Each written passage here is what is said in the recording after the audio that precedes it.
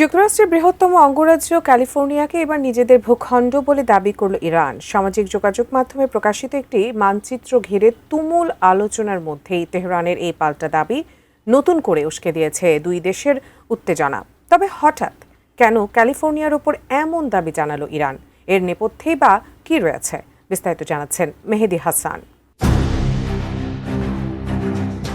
Hormuz প্রণালী থেকে ১৩,০০০ kilometre দূরে অবস্থিত ক্যালিফোর্নিয়া। ভৌগোলিকভাবে কোনো সংযোগ না থাকলেও যুক্তরাষ্ট্রের এই অঙ্গরাজ্যকে নিজেদের নতুন ভূখণ্ড হিসেবে মানচিত্রে তুলে ধরেছে ইরান। তবে তেহরানের এমন দাবির সূত্রপাত ক্যালিফোর্নিয়ায় নয়, বরং হরমুজ প্রণালী ঘিরে ডোনাল্ড ট্রাম্পের একটি পোস্ট থেকে। তুরস্কের সংবাদ সংস্থা আনাদোলু এজেন্সির এক প্রতিবেদন অনুযায়ী সম্প্রতি নিজের ট্রুথ সোশ্যাল অ্যাকাউন্টে হরমুজ প্রণালীর একটি ছবি প্রকাশ করেন মার্কিন প্রেসিডেন্ট।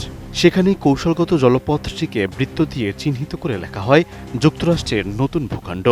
পরে হোয়াইট হাউসের অফিসিয়াল এক্স অ্যাকাউন্ট থেকেও সেই পোস্টটিকে রিটুইট করা হয়। Optical brighter photo catalyst active granule সমৃদ্ধ বসুন্ধরা পাওয়ার ওয়াশ, ঝলমলে কাপড়ে ফুরফুরে মন। ট্রাম্পের সেই পোস্টের জবাব দিতেই এই কৌশল বেছে নিয়েছে তেহরান। গেল মঙ্গলবার হায়দ্রাবাদে অবস্থিত ইরানি কনসুলেটের অফিসিয়াল এক্স অ্যাকাউন্ট থেকে যুক্তরাষ্ট্রের একটি মানচিত্র প্রকাশ করা হয়। সেখানে ক্যালিফোর্নিয়াকে নীল রঙে চিহ্নিত করে লেখা হয় ইসলামী প্রজাতন্ত্র ইরানের নতুন ভূখণ্ড। মানচিত্র প্রকাশের পাশাপাশি ট্রাম্পের বক্তব্যের কড়া প্রতিক্রিয়া জানান ইরানের উপপররাষ্ট্রমন্ত্রী কাজেম গারিবাবাদি।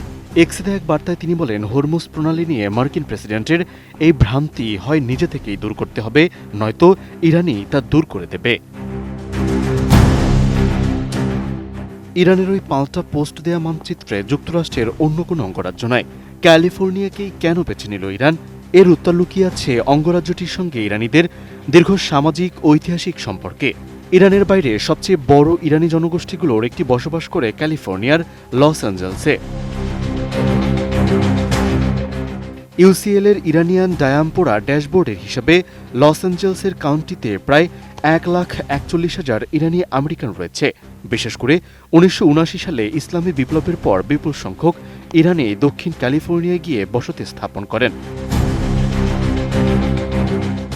সময়ের সঙ্গে সঙ্গে লস অ্যাঞ্জেলসের ওয়েস্টউড এলাকা হয়ে উঠেছে প্রবাসী ইরানিদের অন্যতম প্রধান কেন্দ্র।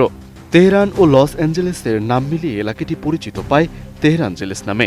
আর এই ঐতিহাসিক সংযোগকেই প্রতীকীভাবে ব্যবহার করে ট্রাম্পের হরমুজ দাবির পাল্টা জবাব দিয়েছে তেহরান।